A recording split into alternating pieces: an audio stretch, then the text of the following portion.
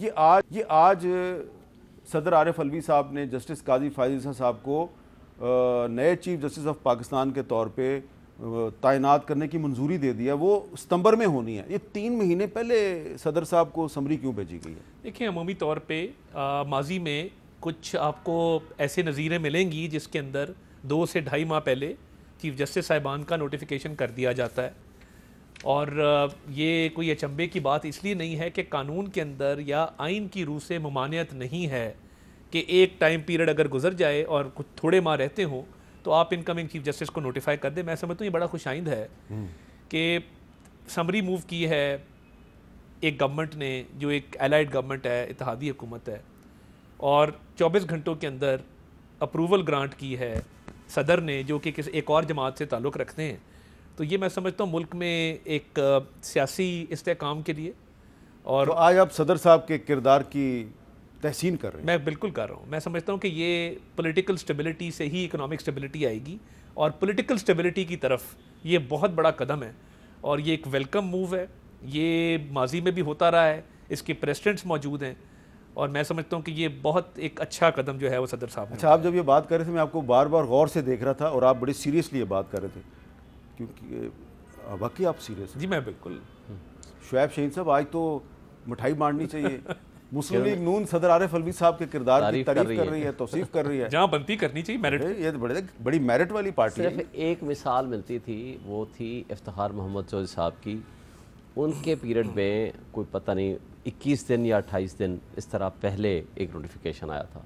Generally maximum भी अगर जल्दी हुआ है तो ये 15 दिन पहले होता है, आमतौर पर हफ्ता पहले होता है। देखिए, ये तो कॉन्स्टिट्यूशन में लिखा हुआ है, जो सीनियर मोस्ट जज होगा, खा वो हाई कोर्ट का हो, खा वो सुप्रीम कोर्ट का हो, उसने नोटिफाई होना है। अच्छी बात इन्होंने 3 महीने पहले कर दिया, लेकिन इसके पीछे भी एक इम्पैक्ट जो बज़ाहिर नज़र आता है, क्योंकि मिलिट्री कोर्ट्स के ख़िलाफ़ पटिशन्स फाइल हो गई हैं, वो लगने वाली हैं।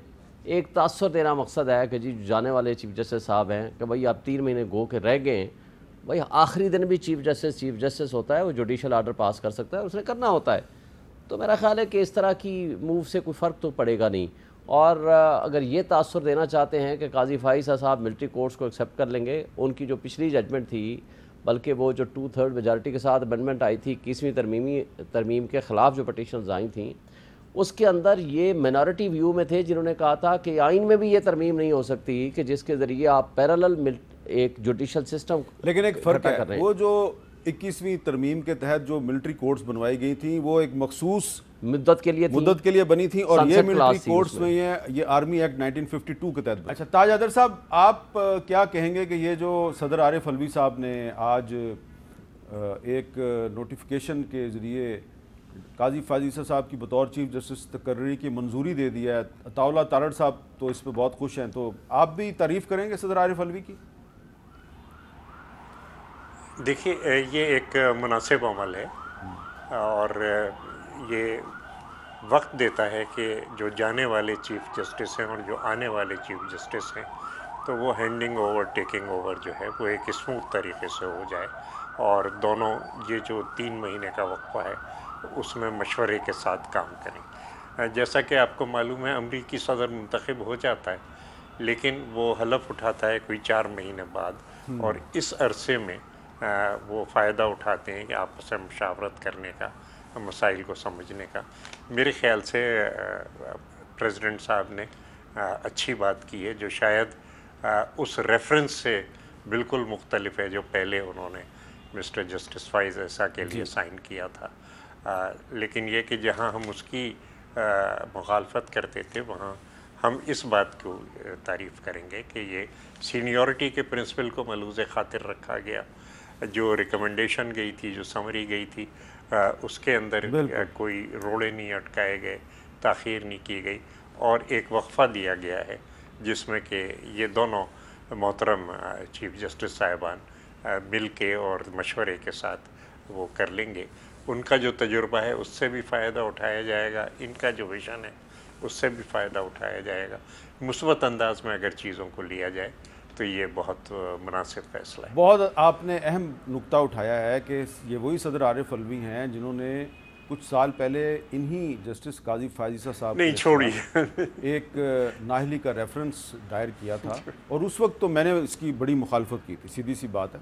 और जो ये रेफरेंस दायर किया गया था, इस बारे में अब तहरीक इंसाफ की जो क़यादत है वो कहती है कि हमसे गलती हुई थी। तो अब आरिफ अलवी साहब ने अगर आज इसकी फायजीसा साहब की चीफ जस्टिस के तौर पे तकर्री की मंजूरी दी है, तो इस पे अगर उनकी तारीफ़ की जा रही है तो शायद ये जायज़ तारीफ़ है। एक वक्फ़ा, लेकिन वक्फ़ा लेने से पहले मैं एक बात जो है वो बिल्कुल आपके नोटिस हूँ। ये PDM में जो है provincial disaster management authority Khyber Pakhtunkhwa, इसने एक थ्रेट अलर्ट जारी किया है और ये कह रहे हैं जी कि आने वाले दिनों में खैबर पख्तूनख्वा के जो पहाड़ी इलाके हैं, the river inflows will increase and there are chances of flash floods in the vulnerable glaciated areas of Khyber Pakhtunkhwa. और आगे चल के कहा गया है कि जनाब जो सूबाई इंतज़ामिया है वो ख़बरदार हो जाए, ये जो बढ़ती हुई हीट वेव है, गर्मी की जो बढ़ती हुई शिद्दत है, इससे ग्लेशियर पिघलेंगे, दरियाओं में पानी का बहाव बढ़ेगा, सैलाब आ सकता है, और अगर ये सैलाब खैबर पख्तूनख्वा में आएगा तो आगे भी बढ़ेगा। मेरा काम था आपको ख़बरदार करना।